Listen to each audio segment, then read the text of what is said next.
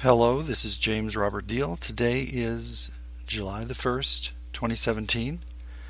I'm running for Lynnwood City Council, Position 1, against some very nice people. However, these people are not aware of the issues that need to be addressed. And as an attorney, one thing I've developed over the last 35 years of law practice is an excellent bullshit detector. So there's a lot of bullshit coming down, and that's what I'm campaigning on. I actually have a platform. You can go to jamesrobertdeal.org/platform. There's a link to a PDF.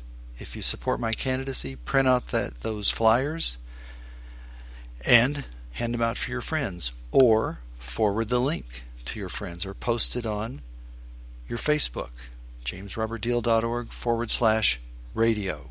That's probably the best link to give them, because from there they get introduced to the radio program.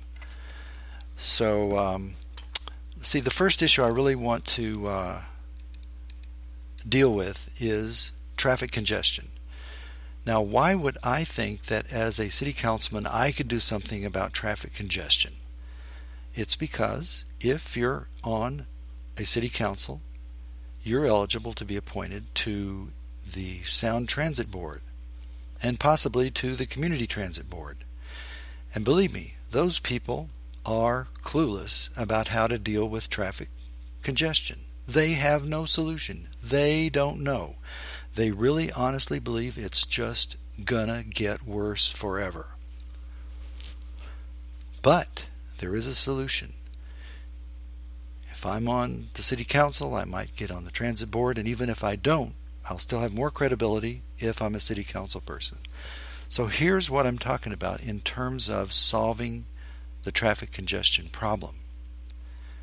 Our current system is sort of modeled after the railroad, which had to run fixed routes. You can't move the tracks. So then when we switched over to buses could deviate from the fixed route, but out of convention, the buses ran fixed routes. Now, if they'd been more creative, they could have at least delivered door-to-door service to those people getting off the bus, because instead of dropping them off at a bus stop, they could have driven them all the way to their home. This is hard for some people to grasp, but the easiest way for you to grab onto it is to look at what they're doing in San Francisco. Uber has a program called Uber Van. They have 6-person, 8-person, 10-person vans, and you get out your cell phone and you go to uber.com and you request a ride, and in about 5 or 10 minutes the van comes and picks you up and takes you to the BART station or to the Muni station or to a bus transit station so that you can get on the mass transit. Then at the end of the day, the Uber vans will take you back to your front door. I think that's an excellent program because it means that people can leave their car at home and it reduces congestion. Some people go and park at the park and ride, but frankly, the park and rides are maxed out, and certainly maxed out in San Francisco. So if you can get people to leave their cars at home and not drive them on the freeway downtown, then you reduce traffic congestion. Now we could do that here, and what I'm proposing is a more developed version of that. Door-to-door transit provided by Community Transit, Metro, Pierce County Transit, and Sound Transit all working together. Financially, here's how it would work. For me to take Uber from my home 3 miles to the Lynnwood Park and Ride, it's a $12 fee. So you figure that's 3 miles, that's $4 a mile. But if you're riding a 6-person van, and if Lynnwood would be divided into maybe 10 zones, and each zone there would probably be 2 vans orbiting the various neighborhoods, collecting people and then making a run to the transit center and maybe picking up some people along the way.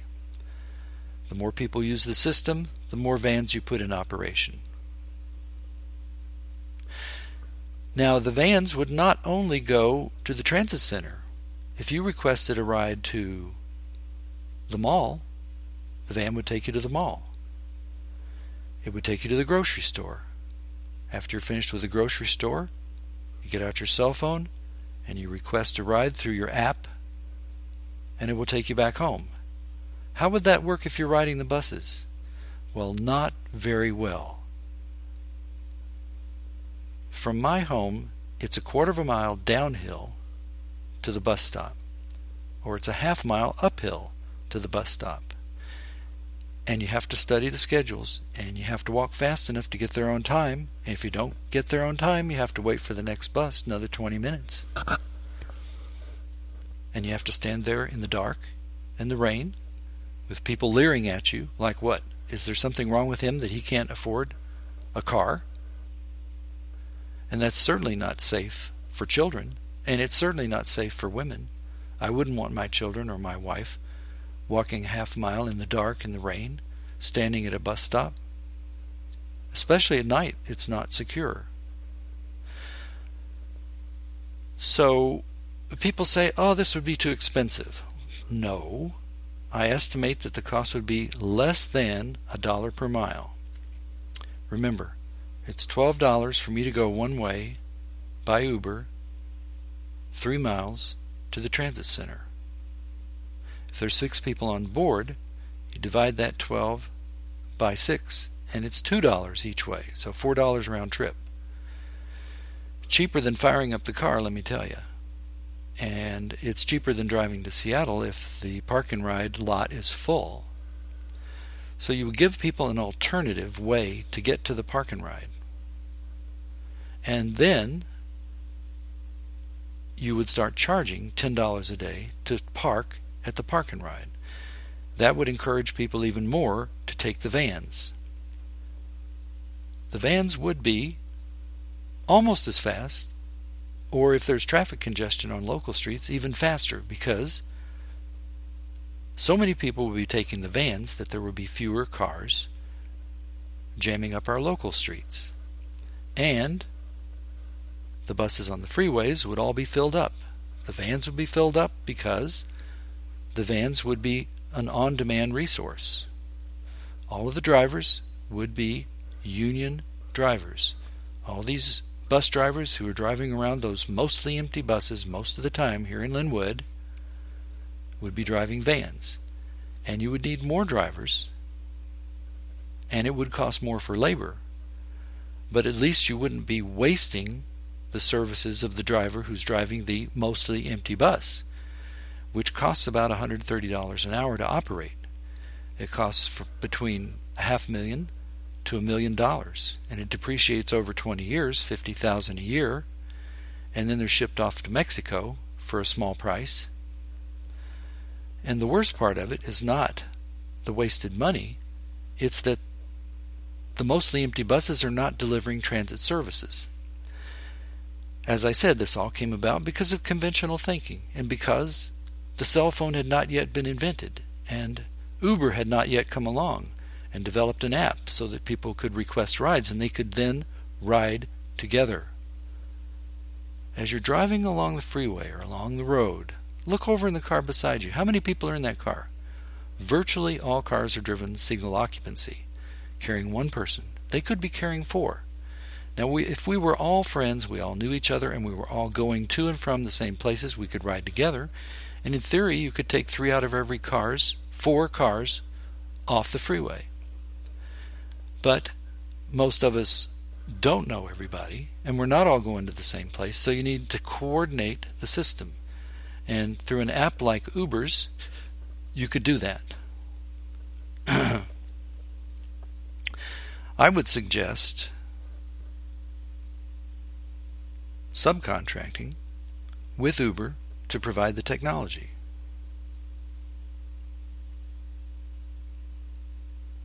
And I know it works because it's working in San Francisco. People say, well, it's more expensive. You got to hire more drivers. Point 1, no, it's not more expensive. It's less expensive to drive vans carrying 6 or 8 or 10 people than to drive buses that most people don't use. Now, what would happen to all those taxi drivers, Uber drivers? Well, they could all be part of the system because not everybody would be eligible to ride in the vans. You're going to sign up with community transit, and if you're a sexual predator, then a taxi would be available, or an Uber vehicle. And regarding those individuals who drive Uber, I would say put them through training. That's what unions are for. Unions are not just to get better wages. They're also to train the workers, train up the next generation and the skills that are needed. So the taxi drivers should join the transit union, and the Uber drivers should join the transit union, because we have drunks and perverts who are not going to be riding in the regular vans.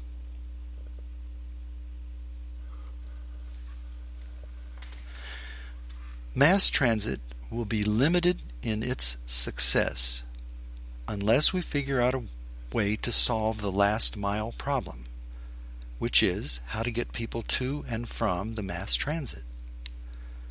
Obviously, having everybody drive to the park and ride is not a good solution unless you want to build multi-story parking garages.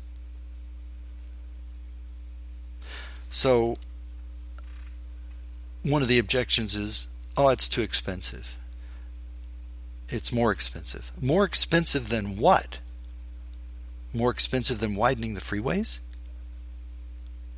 More expensive than building multi-story park and rides? More expensive than all the productivity time we lose by sitting in traffic jams? More expensive than the stress of driving? Consider the alternative. I'm going to my broker office, which is in Bellevue, and it's about 2 miles from the Bellevue Transit Center to Agency 1, which is my brokerage office. So I could drive over there, but I can tell you that 405 is a nightmare. And it's worse if you're driving during peak hours. But if we had a flex van program, then I could get out my cell phone, request a ride, and in 5 or 10 minutes, I would get in a van with 4, 6, 8, or 10 other people, and we'd then go to the transit center, picking up people along the way. From the transit center, I'll take a fast bus to Bellevue. From the Bellevue Transit Center, I'll take a flexible van to my ultimate destination at Agency 1.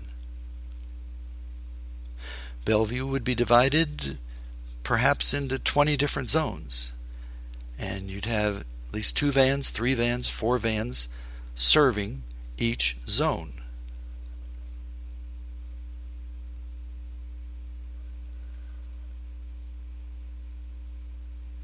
I call it door-to-door transit. It would be an add-on service for about $1 per mile or less, with people in 6-person vans. The rate would be cheaper for unemployed people, for people below a certain income level. This is a service that you could use to transport your children to soccer practice, or to daycare, or to husband visitation, or to dancing lessons, so that mom and dad don't have to drive the kids around to everything. It could completely replace the school bus system. Most of those school buses just sit empty, getting rained on. With a van system, you could have vans of all different sizes, picking up kids at school, taking some of them to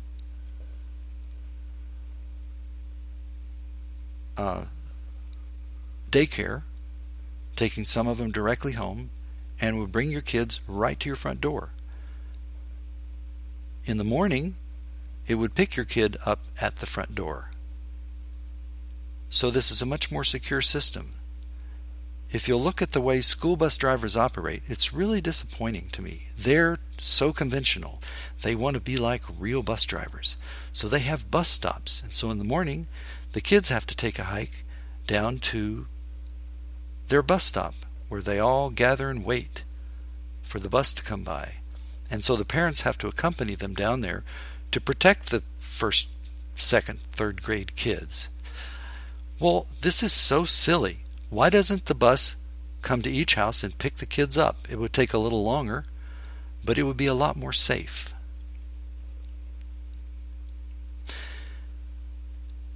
People say, in objection, would this work in a big city like Seattle? It would work beautifully in downtown Seattle. Let's say that you've worked downtown and you leave work and you want to go to a restaurant and it's 3 miles north. Well, in downtown Seattle, there would be vans generally going north and vans generally going south, generally going east. Some of them would be zones, but they would also have a direction, and request a ride, and you'll get to your restaurant. And you didn't have to bring your car downtown. So there would be fewer cars clogging up the streets in downtown Seattle. Some people say, well, the buses in Seattle are full. What's wrong with the bus system in Seattle? I think the bus system in Seattle is great. All those bus lines that fill up, I'm totally supportive of that. However, even in Seattle, at night, the buses are mostly empty most of the time, wasting money and not delivering service. So if I'm elected to City Council, I'll be eligible to serve on the Sound Transit Board or the Community Transit Board, and I'll be taken more seriously by the transit gurus who, frankly, have no solution to this problem. It should not be necessary to own a car to get around.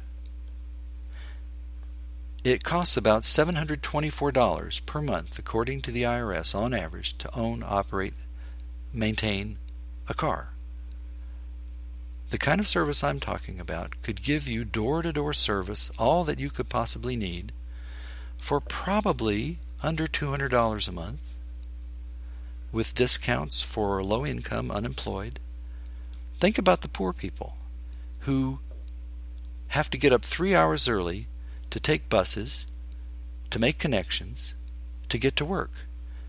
And during the recession, we had no buses on Sundays. These people, with their one day off, couldn't go to church, couldn't go visit their friends, couldn't go shopping unless they wanted to ride a bicycle.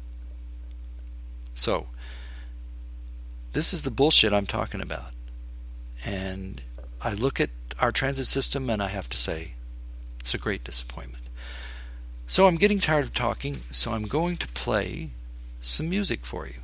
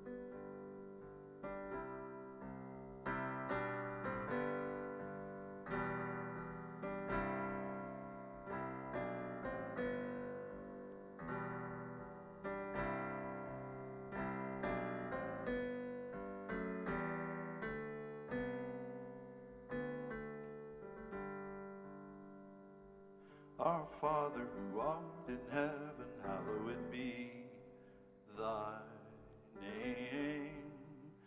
Thy kingdom come, thy will be done on earth as it is in heaven up above.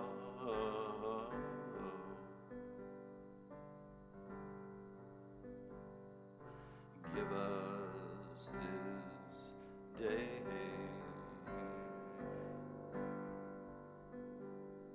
our daily bread, as we share with those in need.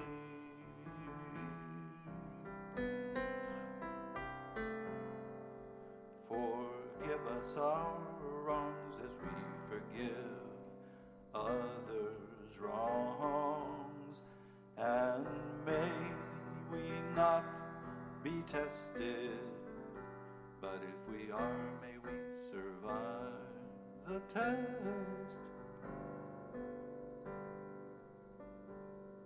For thine is the kingdom, the power, and the glory, forever and ever.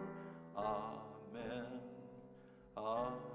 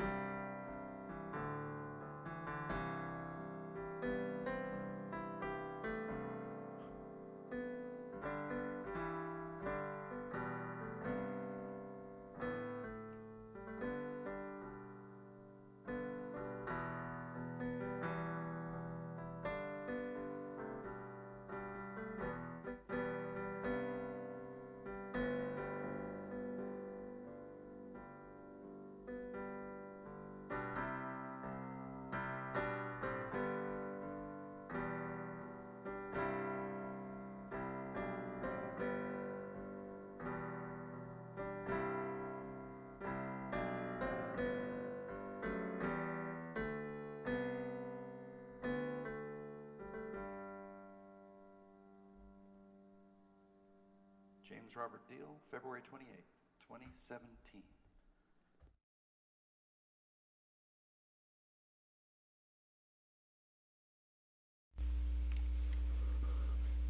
You'll notice that I added one line to that song that's not in the regular Lord's Prayer.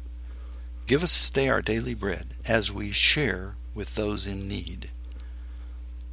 So I think it was probably originally there and got dropped out in translation. Another big issue that I feel strongly about is that smart meters are on their way. The PUD has announced it's going to take several years for them to be installed, but they're going to be installed in all your homes. They're not even going to ask you. And you'll have to go to take a special effort to retain your old analog meter. These smart meters, first of all, are inferior equipment.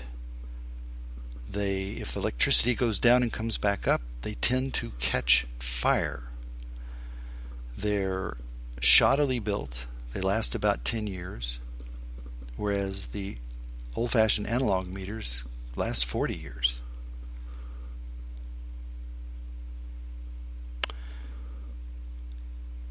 And they're now being installed in Seattle, and a lot of people are rising up against it because some people are frankly hypersensitive. Smart meters repel insects and repel birds. The issue is not just smart meters. The issue is total exposure to microwave radiation from all sources. These microwave smart meters will belch out a big blast of microwaves every 5 seconds, reporting on your every electrical usage. The information will be transferred to the utility company, which will probably subcontract with some marketing company, and they will have some benefit in knowing all of your electrical behavior. They'll know when you get up in the morning, when you turn off the light at night, and when you turn your vibrator on. Also, the method of reporting this information on you is hackable. This is a cell type arrangement, but they don't use conventional cell phone technology. The smart meters, antennas, don't beam upwards the radiation to towers. They beam the radiation right at the next house. Why is that? Because the people who designed the system are so cheap that they didn't even want to pay the cell phone companies. So they created their own peer-to-peer cell phone-like technology so that every 5 seconds information from my neighbor hits my smart meter, and then my smart meter broadcasts horizontally to the next house, and on so forth and so on, and the information gets delivered to the utility company, which then sells it for a large profit to marketing companies. I think this is actually an illegal privacy violation, and I think that the easement we all granted to utility companies to put up meters does not include these reporting, these eavesdropping technologies. Another issue, of course, is Wi-Fi routers. We all have them in our homes, our offices, and schools, and our kids sit right beside them all day long, and we don't think much about it. And we wonder, are we getting headaches? Well, folks, we know that cell phones cause cancer if they're really close to you. People have cancer in the temple of their head where they hold their cell phone, or in their breast where they stick the cell phone down the bra. So it's a matter of distance and intensity. So we're talking about total microwave radiation. So we should not use routers when you get home. You should not operate a router. Hardwire your system. Schools should be hardwired. They shouldn't have routers. Offices should be hardwired.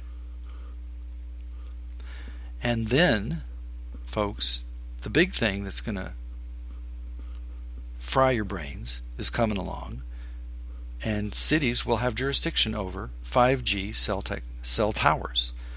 5G is up in the megahertz range, and they want it because the high frequency microwaves carry much more data. Unfortunately, they're pretty much limited to line of sight, and so that means there's going to be a 5G cell signal on pretty much every block. They're going to be hanging off of buildings in downtown. They're going to be blanketed with megahertz microwaves. The World Health Organization says that microwave radiation is a type 2B carcinogen. That means a possible carcinogen. But we know it does cause cancer. I've just given you some examples. And some people are hypersensitive and they're driven out of their homes. What if you live in an apartment where there's a bank of 20 different smart meters every 5 seconds belching out microwaves, and you have to sleep on the other side of the wall to this? Well, you're going to be overdosed with microwave radiation. And if you'll go to my platform, jamesrobertdeal.org/platform, or you go to jamesrobertdeal.org/radio, you can read about smart meters and the link to Dr. Mercola's article about how microwaves cause the body to produce peroxynitrates, which cause chronic disease such as heart disease, obesity, inflammatory bowel disease. The federal government is subsidizing PUD to switch over to smart meters. Now, why would the government do this? Because the people who make a lot of money off of cell technology, router technology, 5G, the Internet of Things, make big donations to congressmen. And asking the congressman, we'll give you $50,000, but we want Jack Smith appointed to head your agency, and several other people appointed to head divisions within the agency. You know, our political world is made up of naive Republicans, naive Democrats, and naive independents who trust their government. But our agencies have been taken over by the industries they regulate. Because politicians need to raise so much money, they take the money from the microwave radiation radiators and appoint the people. And it's also true in pharmacy. Big Pharma has pretty much taken over media. You won't hear adequate criticism of drugs, all these drugs advertised on TV, because CNN is awash in the money that they get from Big Pharma. I'm going to play another song for you, this time a short one.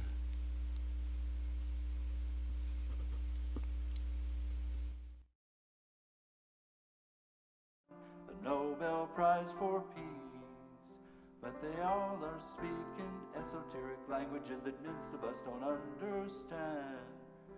They are specialists too narrow to teach the overview, and so it ain't no surprise, and so it ain't no surprise, so it ain't no great big surprise. We still don't understand.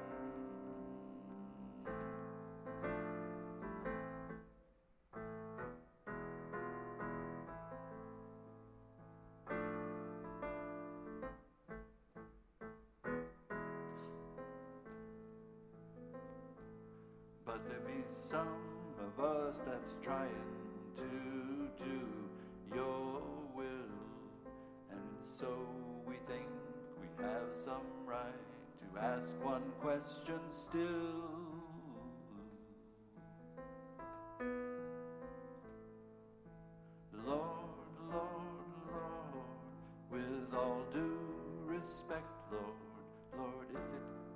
so important that we understand. Lord, if it was all so important, why didn't you make it clear?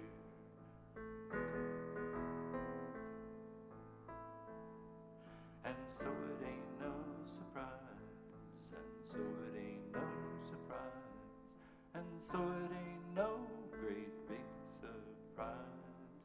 We still don't understand.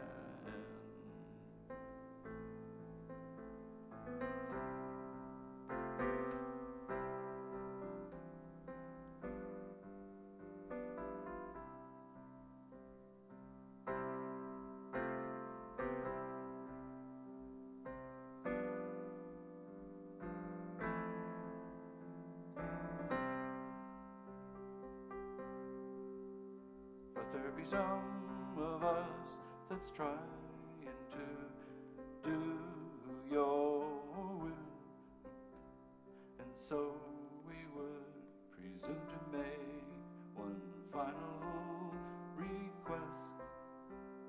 Lord, Lord, Lord, with all due respect, Lord, Lord, if it is all so important that we understand, Lord, even at this late date in time, please could you make it clear?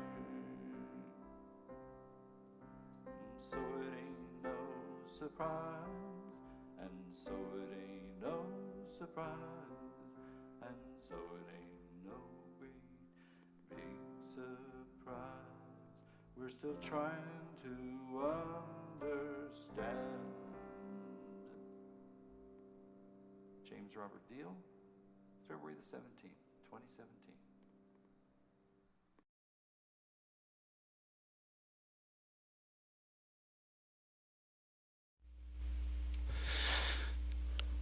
Been working on that song for many years. Still a work in progress. So, the next issue I want to raise is that Lynnwood water is unfit to drink. Our water comes from Everett, from one of the purest sources in the world, from Spada Lake and Lake Chaplin. It's uphill from Sultan. I've toured the plant, and it's a pretty impressive thing. And Spada Lake is pretty impressive because it's right at the convergence where the winds and the rain going north around Mount Olympus meet the winds and the rain that went south to get around Mount Olympus. And I think that the rainfall there is about 240 inches a year, 20 feet. Everett water system could provide water for King County, Snohomish County, Skagit County. We've got so much water. And the quality is excellent because it's rainwater and it's snowmelt water and it's pure. Until we add commercial grade fluoride, fluorosilicic acid, which is produced in the phosphate fertilizer industry. To make phosphate fertilizer, you take the phosphate rock and you mix it with sulfuric acid, and it all goes up in a huge cloud of smoke. And so you're left with superphosphate fertilizer, and you're also left with this smoke that used to poison the entire neighborhood around these fertilizer plants. Well, the EPA said you've got to capture that in the wet scrubbers. So they captured the fluorosilicic acid in the wet scrubbers, but then they didn't know what to do with it. So they didn't do anything with it. They put it in large lagoons, big lakes, and these lakes broke through, and all this toxic waste flowed down into the Florida aquifer, permanently poisoning the Florida aquifer. And fluorosilicic acid is by no means pure. It contains a lot of lead, a lot of arsenic, cadmium, mercury, thallium, and it's slightly radioactive. So they water it down 300,000 times. From 26%, they water it down to 0.7 parts per million, and they put it in your drinking water. And they say that it's okay because it's diluted. Now your toothpaste is 1,500 parts per million, and the water you drink is 0.7 parts per million. Who's making any kind of convincing argument that that small amount of fluoride in the water could have any effect on preventing tooth decay? And it doesn't. Even the people who support fluoridation say that it reduces tooth decay by 18 to 25%. So in return for that slight reduction, which is really no reduction, we overdose people from conception to death with a toxic substance. Why would our government allow this to happen? It's because our agencies have been taken over by the industries they regulate. All you naive Republicans and naive Democrats and naive independents. You cannot get a job at the dental department at the University of Washington if you're an opponent of drinking water fluoridation. You can't get a high-level job at the Department of Health, State Department of Health, or the Snohomish County Department of Health if you're not a believer in fluoridation. The system's pretty well rigged because whenever a cash flow gets going, it's really hard to stop. And the big money bribes the politicians who then hire the people who carry on this vice. Furthermore, it kills salmon. And if you go to jamesrobertdeal.org and search for fluoride, or you go to Fluoride Class Action, which is my other website, and search for safe water, but just follow the links. Go to platform, jamesrobertdeal.org/platform or /radio, and you'll get your links there.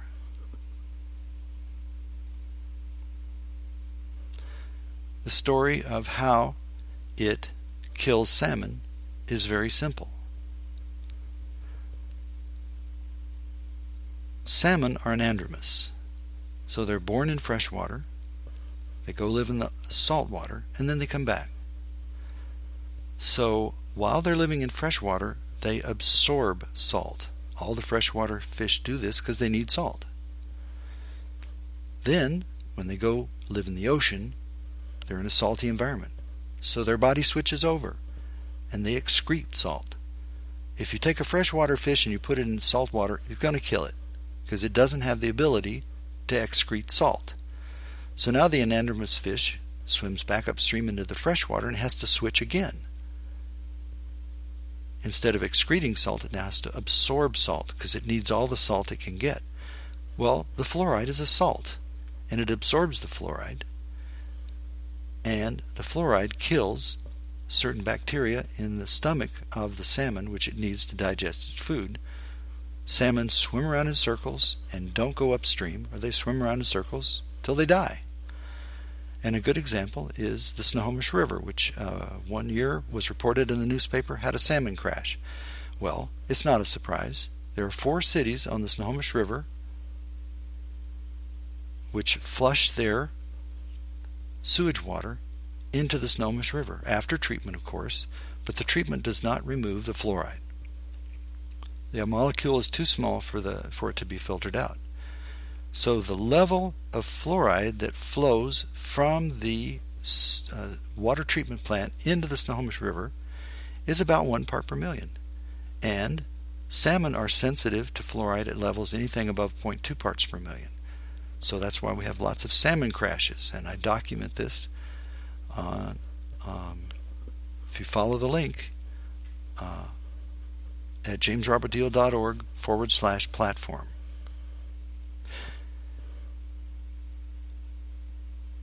So, do we really want to save the salmon or not? Well, we don't act like it. I'm going to go out on a song. I guess this is my favorite. If you want to help me get elected, go to jamesrobertdeal.org/radio and forward that link to all your friends and post it on Facebook. And if you go to jamesrobertdeal.org/platform, there's a PDF at the very top. You can print it out and hand it out to your friends. So get involved. I'm the issues candidate. The others are nice guys. They're honest guys as far as I know.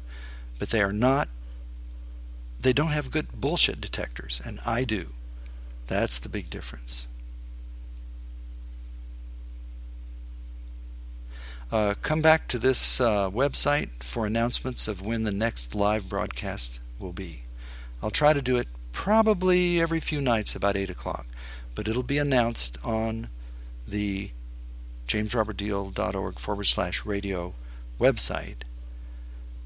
And if you sign up to receive emails from me, I'll send you an email whenever I'm going to have a live broadcast. And you can dial 425-774-6611 and interact with me live or at any other time. So here we go.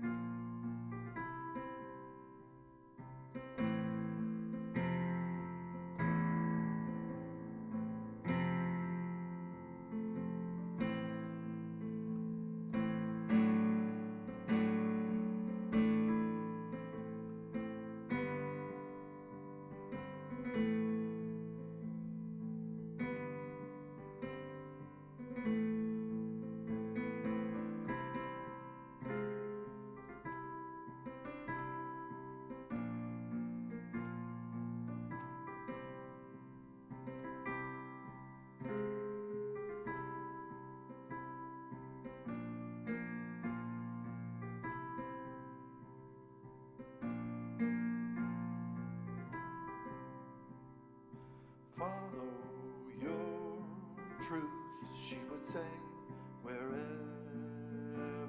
it leads you, and do not fear the truth you may find.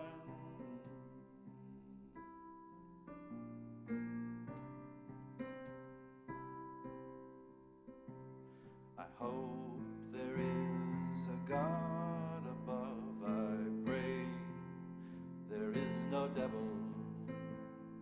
I hope there is a heaven, I pray there is no hell.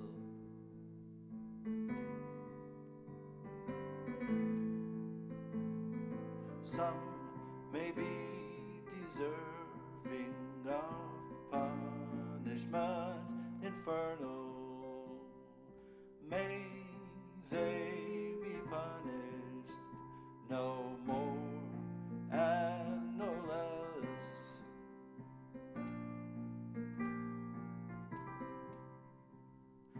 Some may be deserving of retirement in heaven. If I am so lucky, my hope is to play the big pipe organ.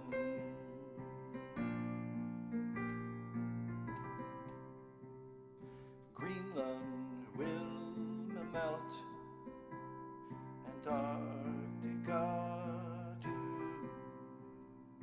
Oceans will rise, our cities will be undersea attractions.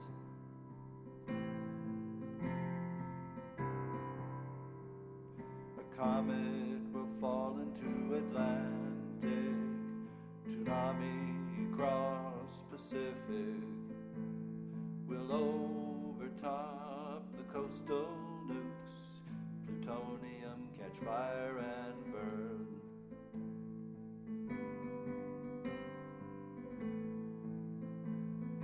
Once alight, those nukes will burn for 1,000 years.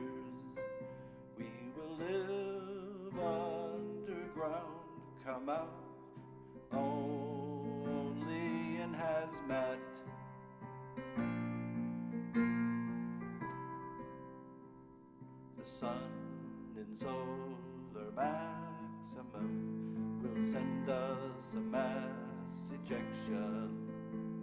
Electronics will be toasted and we will return to the 1800s.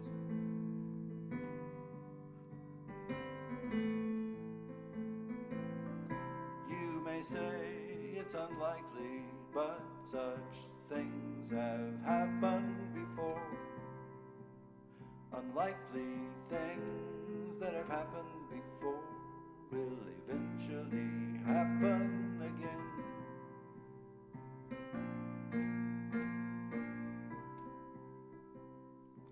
Life is a tragedy, said an ancient sage. A tragedy to those who feel, but a comedy to those who think.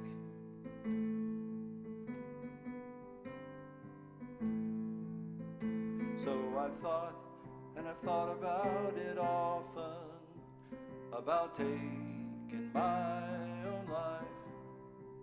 The thing that has kept me going is knowing I'll be dead soon enough.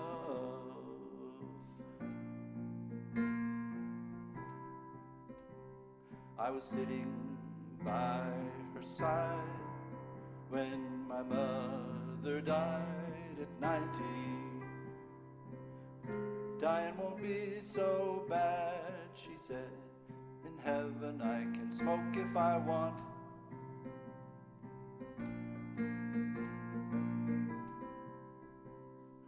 Follow your truth, she would say, wherever it leads you, and do not fear the truth you may find.